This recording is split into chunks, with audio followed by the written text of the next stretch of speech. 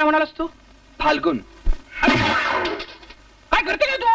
हा तुमचा स्टोव, त्याच्यावर रॉकेल होता, काडी लावा आणि पेटवा. म्हणजे मी सुटले आणि तुम्ही पण सुटलाच.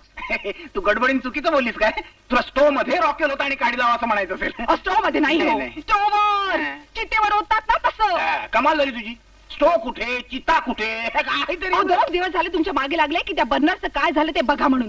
2 दिवस शेजाऱ्यांचा स्टोव आणला. 4 दिवस आणखी तसाच आणायचा, त्यात काय बिघडलं? लाज नाही वाटत तुम्हाला सांगायला? लाज कशी वाटायची त्याच्यात?